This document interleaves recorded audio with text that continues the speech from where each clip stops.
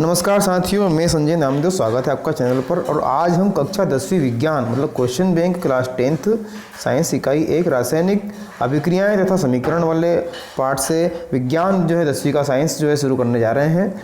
और इस पाठ के साथ ही हम सभी पाठों के अध्ययन हमारे इस चैनल के माध्यम से करेंगे। और साथ ही आप हमारे चैनल पर यदि नए हैं तो हमारे चैनल को सब्सक्राइब कीजिए, लाइक कीजिए और वीडियो पसंद आता है दोस्तों के साथ शेयर कीजिए और पूरे वीडियो को अंत तक देखिए, क्योंकि यहाँ पर हम आपको वस्तुनिष्ठ प्रश्न ही नहीं बल्कि 2 नंबर 3 नंबर वाले सभी प्रश्नों के बारे में भी बताएंगे, उनका भी हम यहाँ पे अध्ययन करेंगे। तो आइए देखते हैं अध्याय 1 रासायनिक अभिक्रिया एवं समीकरण। तो ये जो हमारा पाठ है 6 नंबर का है। एक प्रश्न वस्तुनिष्ठ होगा, 2 अंक का एक प्रश्न होगा और एक प्रश्न 3 अंक का होगा। इस प्रकार से कुल 6 अंक का ये पाठ हमारा हो जाएगा। आगे हम चलते हैं। तो सही विकल्प की पूर्ति कीजिए वाले प्रश्न से हम प्रारंभ करें। तो पहला हमारा प्रश्न है, किसी रासायनिक अभिक्रिया का निर्धारण होता है जब, तो इसका उत्तर हो जाएगा उपरोक्त में से कोई या सभी। इसके बाद में हम आगे बढ़ें। दूसरा हमारा सही विकल्प, यदि मैग्नीशियम रिबिन को वायु में दहन किया जाए तो चमकदार श्वेत लौ उत्पन्न होती है एवं यह श्वेत चूर्ण में परिवर्तित हो जाता है। ये चूर्ण रासायनिक रूप से, तो इसका हो जाएगा मैग्नीशियम ऑक्साइड हो जाएगा। दूसरा हमारा हो जाएगा। उसके बाद में तीसरा, कैल्शियम ऑक्साइड की जल के साथ अभिक्रिया किस प्रकार होती है, तो इसका उत्तर हो जाएगा बवला ऊष्माक्षेपी अभिक्रिया। निम्नलिखित में से कौन सा भौतिक परिवर्तन नहीं है, तो बवला एलपीजी का दहन। इसके बाद में प्रश्न क्रमांक 5 की हम बात कर लेते हैं। जब विद्युत अपघटन एक अपघटन अभिक्रिया है, जल विद्युत अपघटन एक अपघटन अभिक्रिया है, हाइड्रोजन एवं ऑक्सीजन के निकलने में मोल अनुपात होगा, तो होगा ये हमारा बवला 2:1 का अनुपात। देर तक सिल्वर क्लोराइड को सूर्य के प्रकाश में रखने पर वो काला पड़ जाता है, क्योंकि सिल्वर क्लोराइड के विखंडन से सिल्वर बनता है। इसके बाद में आगे बढ़े हम। तो सूर्य के प्रकाश में श्वेत रंग का सिल्वर क्लोराइड दूसरा रंग का हो जाता है। यह अभिक्रिया उदाहरण है, तो उसका उदाहरण है वियोजन अभिक्रिया का उदाहरण है। इसके बाद में आगे हम बढ़े। जिन अभिक्रियाओं में ऊष्मा का अवशोषण होता है उन्हें कहते हैं ऊष्मा शोषी अभिक्रिया। लेड नाइट्रेट का सूत्र है बवला PbNO3 इसके बाद में खाद्य पदार्थों का कार्बन डाइऑक्साइड और पानी में टूटना किस प्रकार की अभिक्रिया है, तो इसका उत्तर हो जाएगा हमारा सबला ऊष्मा शोषी अभिक्रिया।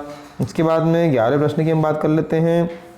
11वां जो हमारा प्रश्न है, निम्नलिखित में से कौन सी प्रक्रिया रासायनिक अभिक्रिया है, तो तांबे के तार को हवा की उपस्थिति में उच्च ताप पर गर्म करना। निम्नलिखित में से कौन सा रासायनिक अभिक्रिया नहीं है, तो ये हो जाएगा सबला बर्फ का पिघलना। सोने और प्लेटिनम को गलाने वाले अम्ल का नाम क्या है, तो अवला एक्वा रेजिया। इसके बाद में हमारा अंतिम सही विकल्प वाला प्रश्न है, किसी रासायनिक अभिक्रिया में भाग लेने वाले पदार्थ हैं, तो वो है अभिकारक कहलाते हैं। रिक्त स्थान की पूर्ति वाले प्रश्न पे हम चलें। तो पॉप ध्वनि से जलने वाली गैस, तो पहले वाले में आ जाएगा H2। हमारे शरीर के कोशिकीय स्तर पर भोजन का दहन, तो दूसरे वाले में आ जाएगा अपचयन। दूसरे में क्या जाएगा, अपचयन।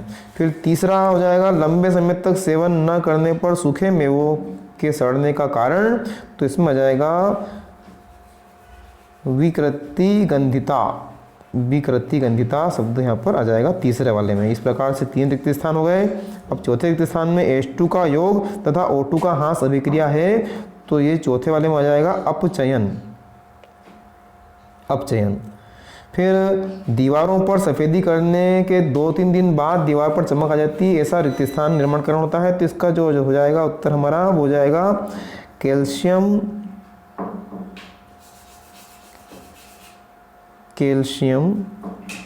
कार्बोनेट बनने के कारण। इसमें आ जाएगा कैल्शियम कार्बोनेट बनने के कारण। फिर छठा संगमरमर का रासायनिक सूत्र, तो इसका उत्तर हो जाएगा CaCO3, ये छठे का उत्तर हो गया। और 7वें में बूझे हुए चूने का सूत्र हो जाएगा तो CaO, ये CaO 7वें का रिक्त स्थान हमारा हो जाएगा। इस प्रकार रिक्त स्थान के बाद में अब लघुत्तरी और लघुत्तरी प्रश्नों को आइए देखते हैं। अति लघुत्तरी प्रश्न का पहला हमारा जो है ऊष्माक्षेपीय अभिक्रिया किसे कहते हैं, एक उदाहरण लिखिए। तो ऊष्माक्षेपीय अभिक्रिया जिन अभिक्रियाओं में उत्पाद के साथ साथ ऊष्मा का भी उत्सर्जन होता है उन्हें ऊष्माक्षेपीय अभिक्रिया कहते हैं, जैसे प्राकृतिक गैस का दहन। इस प्रकार ऊष्माशोषी अभिक्रिया किसे कहते हैं, एक उदाहरण। तो ऊष्माशोषी अभिक्रिया जिन अभिक्रियाओं में अभिकारकों को तोड़ने के लिए ऊष्मा, प्रकाश या विद्युत ऊर्जा की आवश्यकता होती है उन्हें ऊष्माशोषी अभिक्रिया कहते हैं, जैसे सिल्वर क्लोराइड का प्रकाश की उपस्थिति में सिल्वर तथा क्लोरीन में बदलना, इसकी अभिक्रिया हो जाएगी। श्वसन को ऊष्माक्षेपीय अभिक्रिया क्यों कहते हैं, तो ऑक्सीजन श्वसन के दौरान अंदर लिए गए ऑक्सीजन द्वारा भोजन विघटित होता है अर्थात अपचेद होता है। इस प्रक्रिया में ऊर्जा मुक्त होती है, अतः श्वसन को ऊष्माक्षेपीय अभिक्रिया कहते हैं। इसका अभिक्रिया का समीकरण आप इस प्रकार से लिख लेंगे। अवक्षेपण अभिक्रिया किसे कहते हैं, एक उदाहरण लिखिए। वह अभिक्रिया जिसमें किसी अवक्षेपण का निर्माण होता है उसे अवक्षेपण अभिक्रिया कहते हैं, इसका भी उत्तर समीकरण आप लिख लीजिए। विस्थापन व द्विस्थापन अभिक्रिया में एक अंतर हमको लिखना है। तो विस्थापन अभिक्रिया में किसी लवण से उसका एक तत्व किसी अपेक्षाकृत अधिक क्रियाशील तत्व द्वारा विस्थापित हो जाता है। उदाहरण के लिए निम्नलिखित अभिक्रिया में CuSO4 मतलब कॉपर सल्फेट से कॉपर Cu और Zn द्वारा विस्थापित हो जाता है, तो क्योंकि Zn अपेक्षाकृत अधिक अभिक्रियाशील होता है, इसकी अभिक्रिया हो जाएगी। इसी प्रकार द्विस्थापन अभिक्रिया में एक नए उत्पादों के निर्माण के लिए दो अभिकारकों के बीच आयनों का आदान प्रदान होता है, इस प्रकार से इसकी अभिक्रिया हो जाएगी। तेल तथा वसा युक्त पदार्थों को नाइट्रोजन से प्रभावित क्यों किया जाता है, तो तेल तथा वसा युक्त खाद्य पदार्थ वायु से क्रिया करके विकृत गंधी हो जाते हैं और नाइट्रोजन सामान्य ताप पर आसानी से अभिक्रिया नहीं करती है, इसलिए तेल तथा वायु युक्त खाद्य पदार्थों को नाइट्रोजन से प्रभावित किया जाता है। वियोजन अभिक्रिया को संयोजन अभिक्रिया के विपरीत क्यों कहा जाता है, इन अभिक्रियाओं के लिए रासायनिक समीकरण लिखिए। तो वियोजन अभिक्रिया वे अभिक्रिया जिनमें कोई यौगिक दो या दो से अधिक नए यौगिकों में विघटित हो जाता है, और संयोजन अभिक्रिया में वे अभिक्रिया है जिनमें दो पदार्थ आपस में संयोग करके एक नया पदार्थ बनाते हैं, मतलब यहाँ 1 से 2 बनते हैं और यहाँ 2 से 1 बनता है। उपयुक्त दोनों उदाहरणों में दोनों अभिक्रिया समान है किंतु विपरीत स्थिति दिखाई रही है, इसलिए वियोजन अभिक्रियाओं को संयोजन अभिक्रिया के विपरीत कहा जाता है।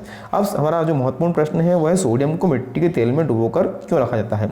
तो सोडियम अत्यधिक अभिक्रियाशील धातु है जो खुले में रखने से ऑक्सीजन के साथ अभिक्रियाशील हो धातु है, और रखने से क्या हो जाता है कि आग उत्पन्न करता है ना, तो इसलिए इसको केरोसिन में डुबाकर रखा जाता है। वायु में जलाने के पूर्व मैग्नीशियम रिबन को साफ क्यों किया जाता है, तो वायु में जलाने के से पहले मैग्नीशियम रिबन को इसलिए साफ किया जाता है क्योंकि इसकी ऊपरी सतह हट जाए तथा साथ ही धूलकण आदि भी साफ हो जाए, ताकि मैग्नीशियम की सतह हवा से के प्रत्यक्ष में संपर्क में आ सके। और मैग्नीशियम बहुत ही क्रियाशील धातु है जैसे सोडियम, कैल्शियम आदि की तरह। जब ये खुले में रखा जाता है तो इसकी जो भारी सतह वातावरण से की ऑक्सीजन से क्रिया करके मैग्नीशियम ऑक्साइड की परत MgO बना लेती है। इस प्रकार इसकी रासायनिक अभिक्रिया और इसका चित्र आप देख करके बना लीजिएगा। अगला प्रश्न आता है रेडॉक्स अभिक्रिया किसे कहते हैं, एक उदाहरण दीजिए। तो रासायनिक अभिक्रिया जिसमें उपचयन और अपचयन दोनों होते हैं रेडॉक्स अभिक्रिया कहलाते हैं। इसमें ऑक्सीजन की वृद्धि होती है, अपचयन इसमें ऑक्सीजन का ह्रास होता है। इस प्रकार से ये हमारी अभिक्रिया हो जाएगी। अब 3 नंबर के प्रश्न के लिए लघुत्तरी प्रश्न की बात करेंगे हम।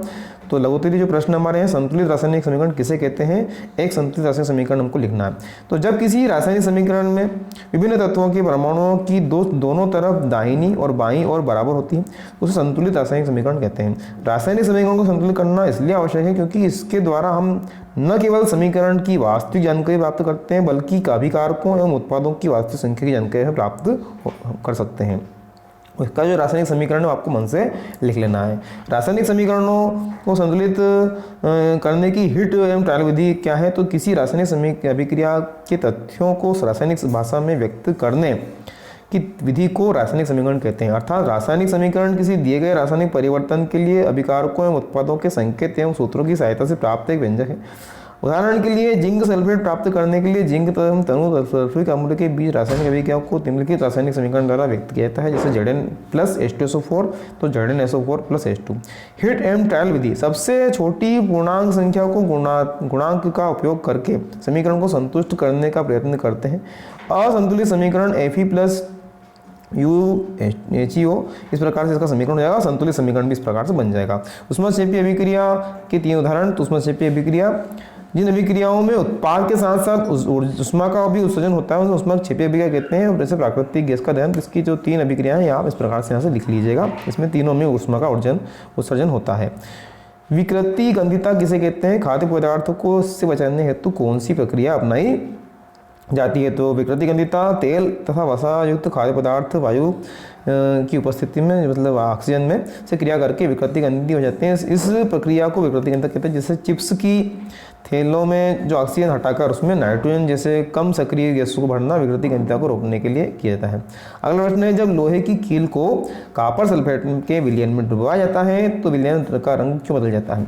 तो जब कॉपर सल्फेट विलयन में लोहे की कील को डुबाया जाता है तो लोहा कॉपर सल्फेट विलयन से कॉपर का विस्थापन कर देता है और लोहे का सल्फेट बना लेता है, जो कि रंग में हरा होता है, इसलिए विलयन का रंग बदल जाता है। कॉपर सल्फेट का लोहे में डूबना मतलब FeSO4 और मतलब आयरन सल्फेट बन जाता है और कॉपर जो है इससे मुक्त हो जाता है। तो इस प्रकार से आज के इस भाग में हमने अध्याय 1 इकाई 1 जो हमारी रासायनिक अभिक्रिया समीकरण का अध्ययन हमने किया। अगले भाग में हम अध्याय 2 अम्ल एवं क्षार का जो निर्माण वाले पार्ट है इसकी चर्चा आपसे करेंगे। तो आप चैनल पर बने रहिए, चैनल को देखते रहिए, दोस्तों के साथ शेयर कीजिए। बहुत बहुत धन्यवाद।